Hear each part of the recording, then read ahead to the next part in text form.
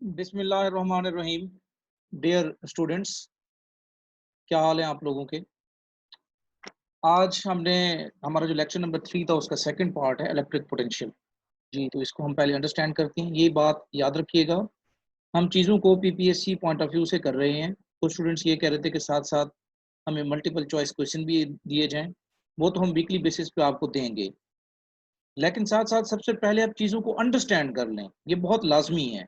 फिर आपको चाहे हम अगर 1 लाख भी एमसीक्यू दे दें, अगर आपको चीज़ की अंडरस्टैंडिंग नहीं है तो फिर आपको सॉल्व करना बहुत मुश्किल हो जाएगा। चीज़ों को अंडरस्टैंड कर लें, इक्वेशंस याद कर लें, चीज़ों को रिलेट करना सीख लें, देन हम आपको टूल्स बताएंगे कि आपने एमसीक्यू कैसे सॉल्व करने हैं। जी, तो हम अपना काम स्टार्ट करते हैं और इलेक्ट्रिक पोटेंशियल को हम अंडरस्टैंड करते हैं। मैं यहाँ से एक सपोज कर लें कि ये एक ऑब्जेक्ट है जिसका मास है m, उसको आप किसी हाइट पे लेके जाना चाहते हैं against the field, this is gravitational field. उसको अगर आप हाइट तक लेना चाहते हैं, यहाँ पे लेके जाना चाहते हैं, तो आप वर्क करवाना होगा। और अगर मैसेज जो है ना, बड़ा मैस है तो ज़्यादा वर्क करवाना होगा, छोटा मैस है तो कम वर्क करवाना होगा। इन द सेम वे, अब आपका मैस सेम है, आपने दो हाइट्स बना ली। अगर हाइट h1 तक लेके जाना चाहते हैं, मैस सेम है, तो आपको कम वर्क करवाना होगा, और हाइट h2 तक लेके जाना चाहते हैं तो आपको ज़्यादा वर्क करवाना होगा। अब यहीं पे इसका मतलब है वर्क दो चीजों पे डिपेंड कर रहा है, एक मैस पे और दूसरा हाइट पे। जी अगर साथ इन्वॉल्व कर लें आप, तो ये वर्क इक्वल टू mgh आप लिखते हैं। अब आप ये समझ लें कि ये अगर मैस की बजाय चार्ज हो तो फिर क्या होगा। अगर मैं इसको क्यू लिख देता हूं, अब ये मेरे पास अब क्यू है, क्यू चार्ज है, ये भी और ये भी, और मैं इसको पोटेंशियल वी तक लेके जाना चाहता हूँ अगेंस्ट द इलेक्ट्रिक फील्ड की डायरेक्शन इधर है, तो जिसका चार्ज ज्यादा होगा मुझे ज्यादा वर्क करवाना होगा। अब मेरे पास पोटेंशियल है दो, V1 और V2। अब मैस की जगह चार्ज है, अगर मैं इसको V1 तक लेके जाऊं, लेके गया नहीं हूं, तो मुझे कम वर्क करना होगा, अगर V2 पे लेके जाऊं तो ज्यादा वर्क करवाना होगा। इसका मतलब है इलेक्ट्रिक फील्ड के अंदर जो वर्क है वो दो चीजों पे डिपेंड करेगा, एक चार्ज पे और एक वोल्टेज पे। तो वोल्टेज आप कह सकते हैं it is not an energy but it is the indication of energy. Suppose कर लें अगर V1 2 वोल्ट है और मैं चार्ज को लेके गया हूँ यहाँ पे, तो इसके पास जो पोटेंशियल एनर्जी होगी, सपोज कर लें अगर 10 मैं उसकी वैल्यू रख देता हूँ, और जब मैं इसको V2 पे लेके गया हूँ तो इसकी वैल्यू 20 हो गई है। मैं अगर ना भी लेके जाऊं तो मैं ये कहूंगा कि ये जो मैंने मार्क किए हैं ये लाइंस V1 एंड V2, तो V जो है ये potential, it is not an energy but it is indication of energy. तो किसी भी पॉइंट पे अगर आप पोटेंशियल मेजर करना चाहते हैं, आपको ये पता हो कि उसके पास चार्ज कितना है और उस पॉइंट पे उसकी पोटेंशियल एनर्जी की वैल्यू कितनी है, U ओवर, और अगर यहाँ टेस्ट चार्ज रखा है तो उसकी वैल्यू यहाँ पुट करेंगे, U over Q not. This is the concept of potential. अब आप आ जाते हैं अपने, इसको मैं अगर यहाँ से रेज कर दूं,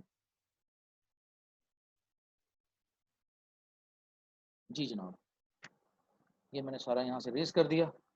अब आप इसी क्वेश्चन को देखें, ये क्वेश्चन क्या बता रही है, V equal to U over Q naught, potential energy per unit charge. अगर चार्ज का यूनिट 1 कूलम रखता हूँ या 1 यूनिट जिसमें भी इसको मेजर कर रहा हूँ, तो इसकी जो रेशियो होगी वो आपको क्या देगी, पोटेंशियल देगी। तो ये ऐसे ही है जैसे आप फोर्स पर unit charge electric field measure करते हैं, या इलेक्ट्रिक फील्ड मेजर करनी हो तो आप फोर्स पर यूनिट चार्ज लेते हैं। इसी तरीके से अगर आपने पोटेंशियल मेजर करना है एट सर्टेन पॉइंट, तो वहां पे पोटेंशियल एनर्जी कितनी है और वो जो टेस्ट चार्ज रखा है उसकी अमाउंट कितनी है, इस वजह से आप इसको मेजर कर सकते हैं। तो ये इक्वेशन आ गई, V equal to U over Q naught, ये याद रखना है आपने। इसका यूनिट क्या है, वोल्ट। जी, हम थोड़ा और आगे बढ़ते हैं।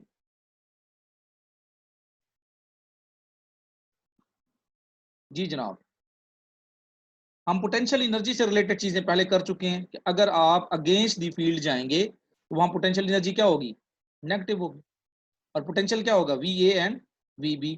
या उस मैं अगर इसको दोबारा यहाँ से ड्रा करना चाहूँ,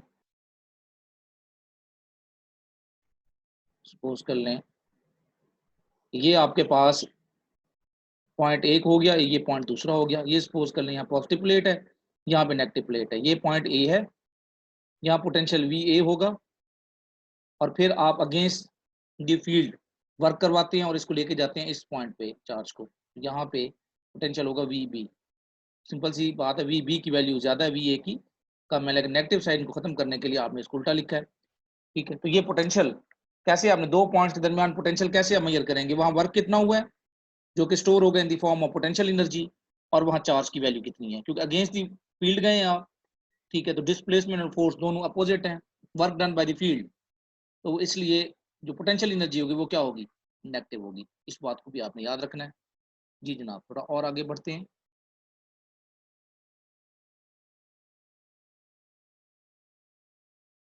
जी,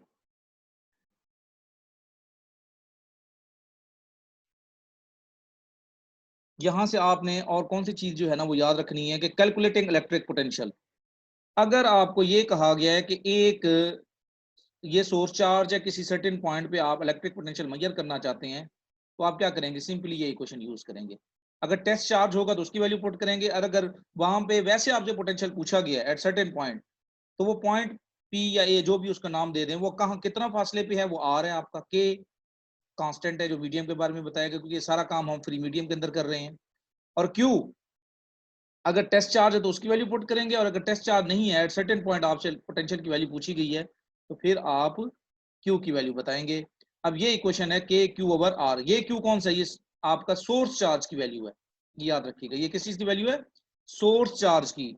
और जब potential energy over Q not लेते हैं तो ये टेस्ट चार्ज है, इसमें भी आपने कंफ्यूज नहीं होना। अब सिंगल चार्ज के लिए पोटेंशियल की ये इक्वेशन है के क्यू ओवर आर। अगेन मैंने आपको कहा था कि जब भी आपके पास एप्सिलॉन नॉट जहां नजर आ रहा हो आपने देख लेना है। अब देखें यहाँ पे क्या नजर आ रहा है, मीडियम इन्वॉल्व करेंगे, यहाँ पे आप एप्सिलॉन और लेके आए तो यहाँ साथ आएगा, तो उससे क्या होगा, पोटेंशियल जो है वो क्या हो रहा है, कम हो रहा है, ये भी याद रखना है। तो ये है सिंगल पॉइंट चार्ज के लिए।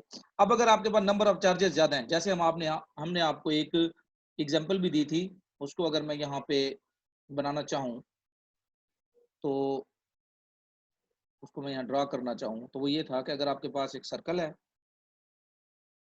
और इन पॉइंट्स पे पोटेंशियल, यहाँ पे एक चार्ज है, यहाँ पे एक चार्ज है, यहाँ पे चार्ज है, यहाँ पे चार्ज है, क्योंकि चार्ज दो चीजों पे, वोल्टेज दो चीजों में डिपेंड कर रहा है, पोटेंशियल एनर्जी और चार्ज, ये दोनों स्केलर है, तो वी भी क्या होगा, स्केलर होगा। अगर ये स्केलर है, अगर आपको कहीं पे भी पूछा गया है, सपोज कर लें इस पॉइंट पे पोटेंशियल की वैल्यू क्या है, आपने कंफ्यूज नहीं होना, कोई यहाँ पे आपको वेक्टर की जरूरत नहीं है, आप सिंपल ये देखेंगे ये डिस्टेंस कितना है, ठीक हो गया। आप v इक्वल्स टू के क्यू ओवर आर, के क्यू ओवर आर, के क्यू ओवर आर, और के क्यू ओवर आर, 4 के क्यू ओवर आर, यहाँ पे वैल्यू आ जाएगी, तो आप सम ले लेंगे, ये देखें, सो सिंपल, टोटल चार्ज की वैल्यू और आर, यहाँ पे आर क्या सबका क्या है, सेम है, सो सिंपल, सबको ऐड कर लें, कितना आसान है। यानी एक की जो वैल्यू निकलेगी वही सबकी निकलेगी, क्योंकि आर सब के लिए क्या है, सेम है। ठीक है, इसका वैल्यू क्या निकलेगी, के क्यू ओवर आर, इसकी भी के क्यू ओवर आर, इसका पोटेंशियल इस पॉइंट के हिसाब से के क्यू ओवर आर, इसका भी के क्यू ओवर आर, सबको ऐड कर लें। ठीक है, इसी तरीके से अगर आपको इस तरह ट्राइंगल गिवन है और यहाँ पे सेंटर पे मौजूद है, यहाँ पे क्यू है, यहाँ पे क्यू है, यहाँ पे क्यू है, अब आप बता सकते हैं टोटल पोटेंशियल कितना होगा, ये आपके लिए है।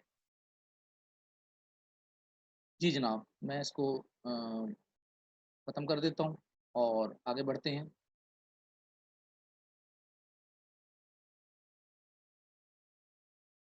जी जनाब, कंटिन्यूस डिस्ट्रीब्यूशन ऑफ चार्जेस, इसकी बात हम आगे करेंगे, क्योंकि हम कोई ना कोई यहाँ पे गाजेस लॉ को भी हम अप्लाई कर सकते हैं। ये जो इक्वेशंस हैं, ये वाली find electric potential from electric field, ये हमने आगे देखना है कि पोटेंशियल ग्रेडियंट के हिसाब से, या सिंपली आप ये याद रखें, जब हम वर्क करवाते हैं किसी भी जगह पे तो हमें दो चीज़ों की जरूरत है, फोर्स की और डिस्प्लेसमेंट की, कि आप चार्ज को कितना डिस्प्लेस करवा रहे हैं। ठीक है, और फोर्स की वैल्यू क्या होती है, Q naught in test charge, और इलेक्ट्रिक फील्ड की वैल्यू कितनी है, ई डॉट डी एल, इसको ओपन करने क्या बनेगा, E cos pi D L. अब ये डिपेंड करेगा, तो वर्क जो है ना वो किस चीज की इक्वल होता है, ये देखिए आपने इसको चेंज कर दिया, work divided by Q not आपको क्या देगा, पोटेंशियल देगा। तो पोटेंशियल का एक रिलेशनशिप ये आगे भी हम देखेंगे, एक क्या है कि अगर आप इलेक्ट्रिक फील्ड और डिस्प्लेसमेंट, इन दोनों को, इन दोनों का आपको पता है कि आपने इलेक्ट्रिक फील्ड कितनी है, एट सर्टेन पॉइंट, और आपने बॉडी को डिस्प्लेस कितना करवाना है, चार्ज को डिस्प्लेस कितना करवाना है, तो वहां पे भी आप पोटेंशियल की वैल्यू बता सकते हैं। इसको हम बाद में भी देखेंगे, इसी क्वेश्चन को, ये आगे भी यूज होगी। जी, अब हम ये यूनिट तो आपको वैसे ही पता है, वोल्ट पर मीटर। ठीक है, ये एक यूनिट है इलेक्ट्रिक फील्ड का।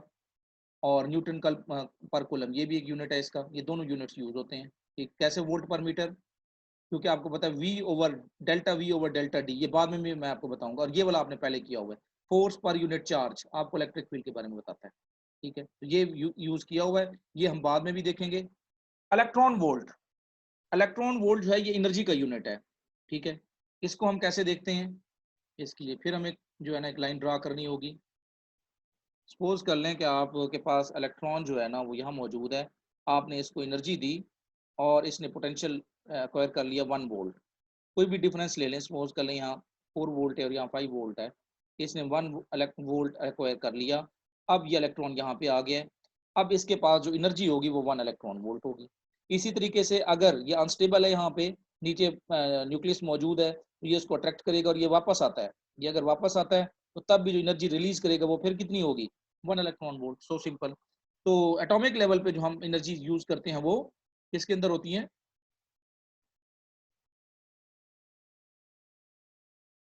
जी जनाब, वो 1 इलेक्ट्रॉन वोल्ट। और 1 इलेक्ट्रॉन वोल्ट किस चीज की इक्वल है? 1.602 10 रेज़्ड पावर -19 जूल। इसका मतलब है जूल का 10 रेज़्ड पावर -19 पार्ट, यानी जूल इतना बड़ा यूनिट है। तो हम अपनी डेली लाइफ के अंदर जूल को यूज करते हैं, और लेकिन एटॉमिक लेवल पे या इलेक्ट्रिकल फोर्सेज के अंदर जो है ना, जहां पे भी एनर्जी की बात होगी उसको हम इलेक्ट्रॉन वोल्ट के अंदर यूज करेंगे। दूसरी बात, इलेक्ट्रॉन वोल्ट जो है, जब आप कहीं पे भी कैलकुलेशन के अंदर आपने एनर्जी मेजर करनी है तो वो तो इलेक्ट्रॉन वोल्ट में मेजर करेंगे। लेकिन अगर कोई और चीज मेजर करनी है और वहां पे एनर्जी की वैल्यू पुट करनी है और वैल्यू इलेक्ट्रॉन वोल्ट में गिवन है, तो उसको जूल में कन्वर्ट करेंगे, क्योंकि कैलकुलेशन में हमेशा ऐसा यूनिट्स यूज होते हैं। रिजल्ट जो है वो आपकी मर्जी है जैसे निकालें, लेकिन कैलकुलेशन के अंदर तमाम चीजें ऐसा यूनिट्स के अंदर हैं, तो एनर्जी को भी ऐसा यूनिट के अंदर रखेंगे। तो ये भी आपने याद रखना है। मे बी इन बाद में हम कोई कैलकुलेशन के तौर पे ये चीज लें। सिंपली आपने क्या करना है, आपको चार्ज कितना गिवन है, ठीक है, और कितना वोल्टेज, ये तो सिंपल मल्टीप्लीकेशन है, विदाउट कैलकुलेटर आप इसको सॉल्व कर सकते हैं। ठीक है, चार्ज की वैल्यू कितनी है 2E, जैसे मैंने आपको बताया था कि आपने मल्टीपल ऑफ ई लेना है, और वोल्टेज कितना है उसको मल्टीप्लाई कर लें तो आप सिंपली इलेक्ट्रॉन वोल्ट में कन्वर्जन हो जाएगी। आपको जूल वगैरह में कन्वर्ट करने की जरूरत नहीं है, सिंपल आप मल्टीप्लाई कर लें, ये ई और बी बाहर निकल जाएंगे। 2 और 1000 मल्टीप्लाई करें तो कितना आ जाएगा, 2000 इलेक्ट्रॉन वोल्ट, ये एनर्जी की वैल्यू आ गई। जी, थोड़ा सा और आगे बढ़ते हैं। ये वाली क्वेश्चन हम कर चुके हैं, इसको हमें करने की जरूरत नहीं है। यहां से एक और पॉइंट आपके सामने आएगा, potential due two point charges. अब सपोज कर लें आपके पास ये दो पॉइंट चार्जेस है, एक है Q1 एक है Q2। इसके मिडिल में यहाँ पे सपोज कर लेंगे, तो एक पॉइंट सी लिया गया है ना, मैं पॉइंट सी नहीं लेता, मैं यहाँ पर पॉइंट सी की जगह मैं यहाँ पर इस पॉइंट पे एक प्लेन ले लेता हूँ, ऐसे। ये जैसे आपने कोई किताब यहाँ दरमियान में मिडल में रख दी है।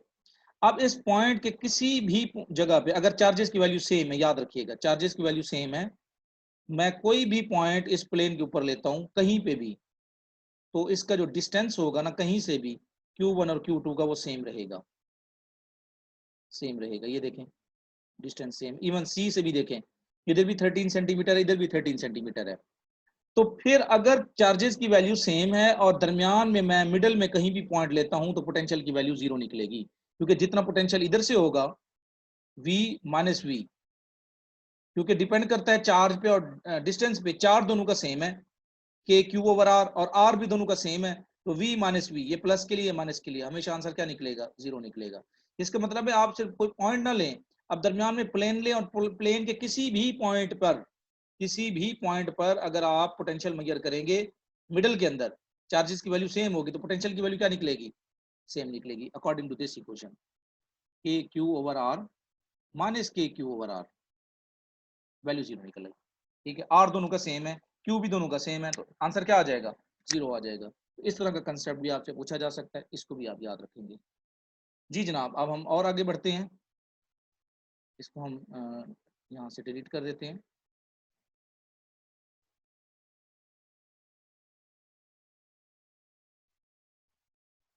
जी ये देखें, हमें कैलकुलेशन करने की जरूरत नहीं है, हमने एक कंसेप्ट लिया वहां से।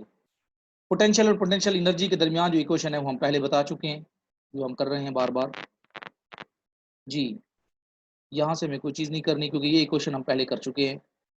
Moving through a potential difference, ये एक अलग कंसेप्ट है कि पोटेंशियल डिफरेंस जब भी आप ऑब्जेक्ट को लेके जाएंगे in the direction of field, simple सी बात है, उसकी वेलोसिटी चेंज होगी तो उस पार्टिकल के अंदर एक्सेलरेशन प्रोड्यूस होगा। इसको मेजर कैसे करेंगे?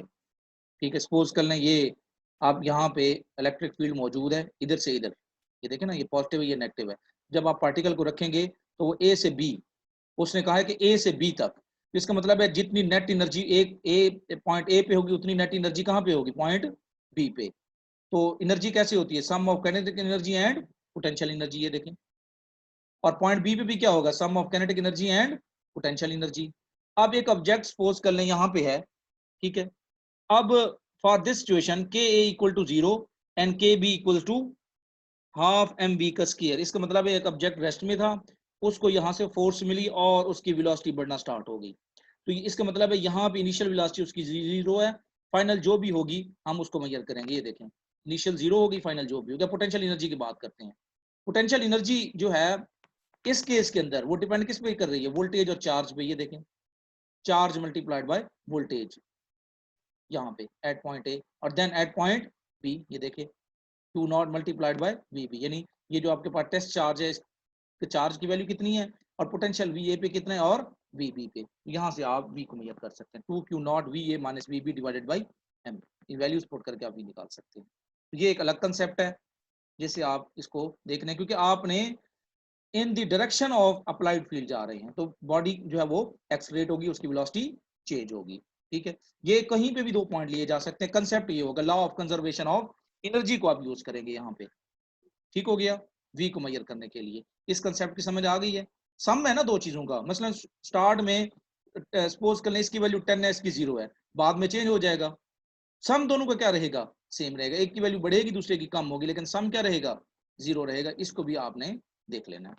तो ये एक कंसेप्ट है, इससे रिलेटेड भी आपसे मे भी न्यूमेरिकल फॉर्म में ना भी हो तो आपसे ये पूछा जा सकता है कि ऑब्जेक्ट जो है ना वो रेस्ट में है, उसके बाद इन the direction of electric field अगर बॉडी एक्सेलरेट होती है तो एट सर्टेन पॉइंट उसके बाद पोटेंशियल एनर्जी के साथ क्या होगा और काइनेटिक एनर्जी के साथ क्या होगा। तो नजर आ रहा है, काइनेटिक एनर्जी बढ़ जाएगी और पोटेंशियल एनर्जी कम हो जाएगी। ठीक है, कैलकुलेटिंग इलेक्ट्रिक पोटेंशियल। अब हम यहाँ पे डिफरेंट शेप्स, ये देखें, चार्ज कंडक्टिंग स्फीयर। ये वाली इक्वेशन जो है चार्ज कंडक्टिंग स्फीयर वाली, ये अंदर से खाली है, इसकी सरफेस पे चार्ज मौजूद है। ये मैंने इलेक्ट्रिक फील्ड से रिलेटेड आपको बहुत डिटेल के साथ बताया था। यहाँ आप पोटेंशियल को भी देख लें, जहाँ पे इलेक्ट्रिक फील्ड की वैल्यू 0 है इसके अंदर, यहाँ से लेके यहाँ तक, क्योंकि चार्ज अंदर मौजूद नहीं है, क्यू 0 है तो इलेक्ट्रिक फील्ड भी 0, तो वहाँ पोटेंशियल क्या है? कांस्टेंट है। एक बात हो गई। दूसरा, उसके बाद अगर आप बाहर किसी भी पॉइंट यहाँ पे ले लें, यहाँ पे ले लें, यहाँ पे ले लें, तो इलेक्ट्रिक फील्ड क्या हो रही है? एट द सरफेस तो आर स्क्वायर होगी, लेकिन पोटेंशियल क्या होगा? आर होगा। इसका मतलब इसकी वैल्यू ई के मुकाबले में कम होगी। और जैसे जैसे बाहर जाएंगे इलेक्ट्रिक फील्ड कम होगी, लेकिन किस रेट से? आर स्क्वायर के हिसाब से। लेकिन पोटेंशियल जो कम होगा वो आर के हिसाब से कम होगा। तो ये देखें, इसकी कर्व तेजी के साथ नीचे नहीं गई, ये फ्लैट कर्व है। और ये देखें, ये कर्व है, ये नीचे के साथ तेजी के साथ जो है ना वो नीचे गई है, ये आराम के साथ नीचे गई है, क्योंकि यहाँ वी जो है वो कम हो रहा है आर के हिसाब से और ये आर स्क्वायर के हिसाब से। आर स्क्वायर क्या चीज है? कहीं पे भी कोई पॉइंट ले लें बाहर, तो सेंटर से जो वो फासला होगा उस पॉइंट का जहां पे आप इलेक्ट्रिक फील्ड या पोटेंशियल मेजर करना चाहते हैं, वो स्मॉल आर होगा। और ये आर जो है ये कांस्टेंट है, ये तो रेडियस है उस स्फीयर का। ठीक है, और वो जो स्मॉल आर है वो वेरिएबल है, उसकी वैल्यू कम या ज्यादा हो सकती है। तो यहां से पता चला किसकी वैल्यू कम हो रही है एट सर्टेन पॉइंट? वी की वैल्यू ज्यादा होगी, ई की वैल्यू कम होगी, सेम पॉइंट पे सेम चार्ज अगर आपने रखा हुआ है। ठीक हो गया, ये भी आपने याद रखना है,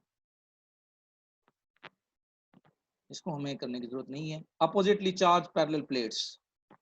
जी, अब आपको पता है कि electric field conventionally from positive to negative plate की तरफ होती है, और आपने अगेंस्ट द फील्ड जाना है from B to A. Suppose कर लें आप क्यू नॉट तक जाना चाहते हैं, तो ये डिस्टेंस आ गया वाई, सो सिंपल। और यहाँ पे पोटेंशियल एनर्जी कितनी होगी, उसकी वैल्यू और वाई, इसको मेजर कर लें। आप कहते हैं नहीं, मैं हम बी से ए की तरफ जाना चाहते हैं, ए तक, फिर आप पोटेंशियल की वैल्यू बताएं, तो ठीक है। यहाँ पे एनर्जी की वैल्यू कितनी है और डिस्टेंस कितना है, फिर आप लेंगे u ओवर d, और अगर यहाँ तक जाते हैं तो फिर आप लेंगे u ओवर y, सॉरी, फिर आप डिस्टेंस जो है ना वो y यूज करेंगे, सो सिंपल। ठीक है, और अगर इलेक्ट्रिक फील्ड की फॉर्म में बताना है तो फिर आप बताएंगे electric field multiplied by d, और अगर यहाँ पे आप चेक करना चाहते हो तो आप कहेंगे e मल्टीप्लाइड बाय y। ठीक है, ये डिपेंड करेगा कि डिस्टेंस कितना है और इलेक्ट्रिक फील्ड वैल्यू कितनी है, आप पोटेंशियल बता सकते हैं। पोटेंशियल दो सूरतों में बता सकते हैं, या तो आपको ये दो चीजें गिवन हो, पोटेंशियल एनर्जी और क्यू नॉट, तो उस पॉइंट पे पोटेंशियल एनर्जी कितनी है और टेस्ट चार्ज की जो है ना वैल्यू कितनी है उसकी रेशियो ले लें, या फिर उस पॉइंट पे इलेक्ट्रिक फील्ड की वैल्यू कितनी है और ये डिस्टेंस कितना है, इसको मल्टीप्लाई कर लें, सो सिंपल। ये दोनों फार्मूलाज आपसे यूज जो है ना आप यूज कर सकते हैं। अगर मैं ये कहूँ कि इस पॉइंट पर आप पोटेंशियल मेजर करें with the help of electric field, फिर आप क्या करेंगे, इलेक्ट्रिक फील्ड को डी से मल्टीप्लाई करवाएंगे। और अगर मैं आपको कहता हूं कि नहीं, इस पॉइंट पर इलेक्ट्रिक फील्ड पोटेंशियल एनर्जी की सूरत में मेजर करें, तो आप बताएंगे यहाँ पोटेंशियल एनर्जी कितनी है और टेस्ट चार्ज जो है इसकी वैल्यू कितनी है, इसकी रेशियो ले लें। फिर ये दो तरीके हैं पोटेंशियल को मेजर करने के इस रीजन के अंदर। यहाँ इलेक्ट्रिक फील्ड क्या है, कांस्टेंट है, ये भी याद रखिएगा, क्योंकि हमने ये प्लेट्स बहुत क्लोज ली हुई हैं, इतनी क्लोज ली है कि इलेक्ट्रिक फील्ड कांस्टेंट है, फिर इसको हमने जूम कर लिया है ताकि हम इसको अंडरस्टैंड कर सकें। जी, infinite line of charge, a charge conducting cylinder, यहाँ पे दो चीजें ली गई हैं। ये देखें, ये मैंने आप आई थिंक आपको एक वहां बताई थी कि उसमें समरी आपने ली थी, तो आपने ये देखा था कि अगर इनफाइनाइट लाइन ऑफ चार्ज लेते हैं, ये डिस्टेंस r हो गया, ये e हो गया। यहाँ पे अगर आप पोटेंशियल मेजर करना चाहते हैं तो ये इनफाइनाइट लाइन ऑफ चार्ज की इलेक्ट्रिक फील्ड की इक्वेशन थी lambda over 2 pi epsilon not, इसके साथ आपने डिस्प्लेसमेंट इन्वॉल्व किया, ये दोनों पैरेलल हैं, इसको सॉल्व करते हैं तो ये इक्वेशन बनती है। इसका मतलब है v वहां पे क्या हो जाता है, अनडिफाइन हो जाता है। ठीक है, और अगर आप इसकी बात करें तो v की इक्वेशन ये निकलेगी, जस्ट इसको आप याद रख सकते हैं। रिंग ऑफ चार्ज के लिए पोटेंशियल ये हमें डिराइव करने की जरूरत नहीं है, हमने एट सर्टेन पॉइंट, ये रिंग ऑफ चार्ज का क्या मतलब है, चार्जेस यहाँ मौजूद हैं यहाँ पे, और आप एट पॉइंट पी जो है ना वो पोटेंशियल मेजर करना चाहते हैं, तो ये देखेंगे यहाँ से जो डिस्टेंस है ये वाला, ये जो आपके पास हाइपोटेनस बन रहा है, ये ए इसका रेडियस है, एक्स ये हॉरिजॉन्टल डिस्टेंस है, तो ये इसकी इक्वेशन है। देखते हैं कि किस पे डिपेंड करता है पोटेंशियल। पोटेंशियल जो है वो इक्वल है 1/4 pi epsilon not Q over x का स्क्वायर प्लस ए का स्क्वायर अंडर रूट। ठीक है, एक्स और ए इन दोनों को चेंज करेंगे, ठीक है, तो पॉइंट पी की वैल्यू चेंज होगी, तो उससे ये क्वेश्चन नजर आ रही है आपको, एक्स और ए की वैल्यू को अगर आप बढ़ाते हैं तो वी की वैल्यू कम हो जाएगी, क्यू ऊपर मौजूद है। ठीक है, क्यू क्या, टोटल चार्ज जो रिंग पे मौजूद है।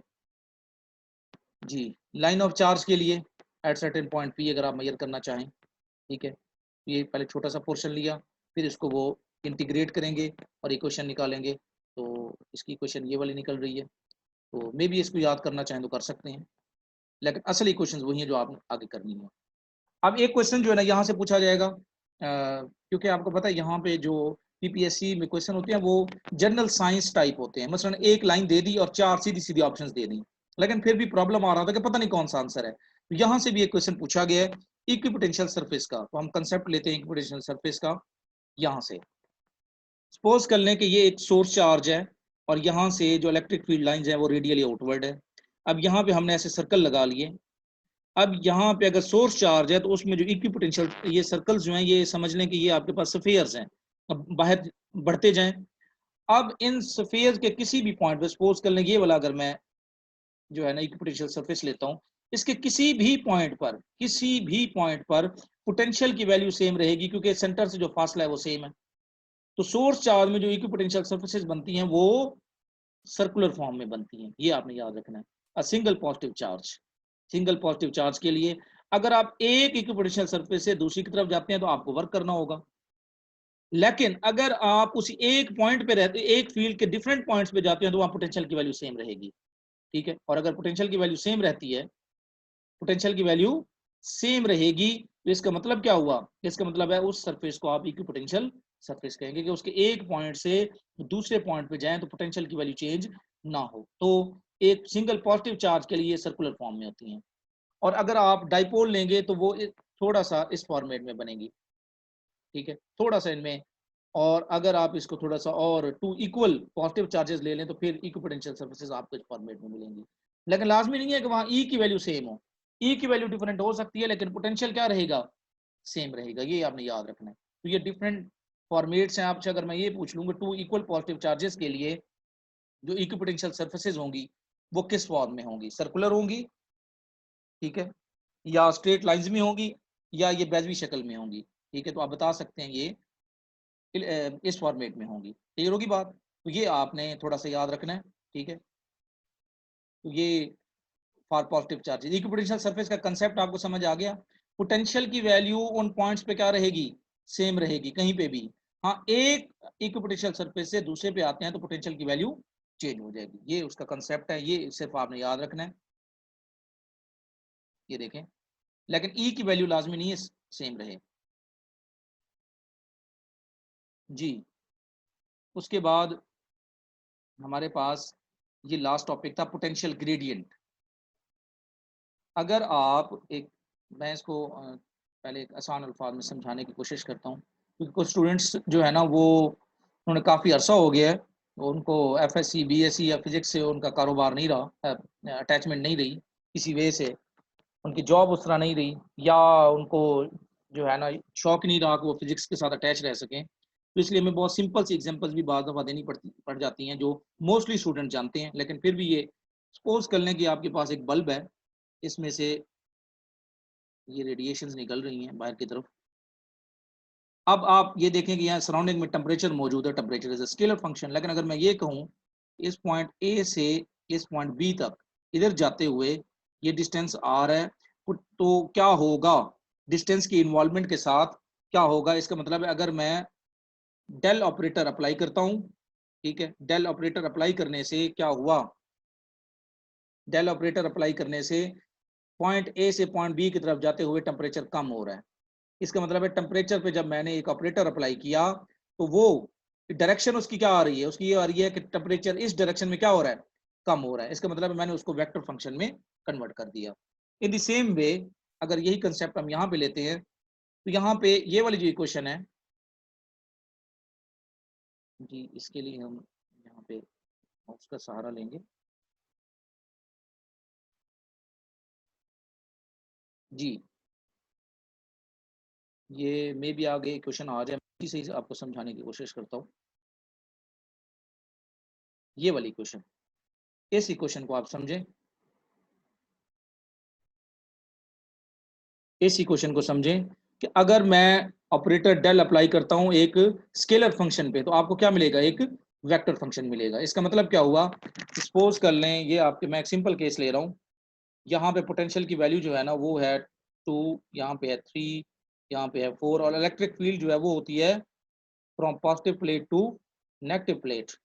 अब इसका मतलब ये हुआ कि इलेक्ट्रिक फील्ड जो है, अब अगर मैं 2 से 3 की तरफ जाना चाहूँ, मेरे पास डिफरेंट पाथ्स हैं, 2 से 3 वोल्ट यहाँ पे जाना चाहूँ तो डिफरेंट पाथ्स हैं, लेकिन मैं शॉर्टेस्ट पाथ यूज करूंगा, ठीक है, क्योंकि यहाँ पे मुझे वैल्यू क्या मिलेगी, मैक्सिमम मिलेगी। तो ये जो इक्वेशन आपको बता रही है, आपने डेल ऑपरेटर अप्लाई किया किस पे, एक स्केलर फंक्शन पे, तो आपको इसको आप क्या नाम देंगे, पोटेंशियल ग्रेडियंट का। और यही पोटेंशियल ग्रेडियंट जो आप मेजर करते हैं वो बेसिकली किस चीज की इक्वल है, इलेक्ट्रिक फील्ड की इक्वल है। इसका मतलब ये हुआ कि पोटेंशियल ग्रेडियंट की जो इंफॉर्मेशन है वो आपको बेसिकली क्या दे रही है, इलेक्ट्रिक फील्ड। यानी आप ये समझें, हम ये नहीं कहेंगे कि पोटेंशियल ग्रेडियंट इलेक्ट्रिक फील्ड है, हम ये कहेंगे कि जब हम पोटेंशियल ग्रेडियंट मेजर करते हैं तो वो उसकी जो वैल्यू है वो, क्योंकि यहाँ पे नजर आ रहा है कि पोटेंशियल ग्रेडियंट इलेक्ट्रिक फील्ड की इक्वल है, तो इसका मतलब ये हुआ कि पोटेंशियल ग्रेडियंट की जो भी वैल्यू आएगी वो बेसिकली हमें किसकी इंफॉर्मेशन दे रही है, इलेक्ट्रिक फील्ड के। और नेगेटिव साइन क्या बता रहा है, नेगेटिव साइन ये बता रहा है कि इलेक्ट्रिक फील्ड की जो डायरेक्शन है, क्योंकि ये एक वेक्टर फंक्शन है, इलेक्ट्रिक फील्ड की जो डायरेक्शन है वो उधर है जिधर पोटेंशियल डिक्रीज हो रहा है। ये देखें ना, इसकी डायरेक्शन इधर है, इधर देखें पोटेंशियल क्या हो रहा है, 4 3 2 1। ये भी आपने बात याद रखनी है। और ये भी देखना है, तो क्या अगर आप एक्स वाई और जी आप किस डायरेक्शन में इसको चेक कर रहे हैं, अगर आप इस डायरेक्शन में चेक कर रहे हैं कि सपोज कर लें ये पॉइंट ए हो गया, ये पॉइंट बी हो गया, इसका मतलब ये हुआ कि आप अगर इधर चेक करें तो इसका ये मतलब नहीं है कि आप वाई और जी में जीरो हैं, नहीं, असल में आप मेजर ही सिर्फ एक्स में कर रहे हैं, एक्स के हिसाब से, एक्स के हिसाब से आप ये देख रहे हैं कि इलेक्ट्रिक फील्ड की डायरेक्शन है ए टू बी, और पोटेंशियल की वैल्यू, और यहाँ तक ये डिस्टेंस है एक्स या आर, जो भी नाम दे दें। अब आप इस पे इसको आर कह दें, ठीक है, तो इसलिए आप ये पार्शियल डेरिवेटिव का कंसेप्ट ले रहे हैं। अब इसका मतलब है आप इधर मेजर कर रहे हैं तो वैल्यू भी ई एक्स की आएगी, अगर आप y में करेंगे तो ई वाई की वैल्यू आएगी, अगर z में करेंगे तो ई z की वैल्यू आएगी। जब एक में मेजर करें इसका ये मतलब नहीं है कि दूसरे में इलेक्ट्रिक फील्ड की वैल्यू जीरो होगी, वो मौजूद है। ये भी कंसेप्ट आपने याद रखना है, नहीं तो सिंपल ये इक्वेशन याद रखें, इससे रिलेटेड न्यूमेरिकल या सिंपल पूछ लिया जाता है, पोटेंशियल ग्रेडियंट ऑफ v किस चीज की इक्वल होगा, इलेक्ट्रिक फील्ड के। और नेगेटिव साइन क्या शो कर रहा है कि इलेक्ट्रिक फील्ड उधर है, उसकी डायरेक्शन जिधर पोटेंशियल क्या हो रहा है, डिक्रीज हो रहा है। ये वो पॉइंट था जो आपके लिए है, मैं जिसको आपने याद रखना है। ये देखें, minus del partial V over partial are.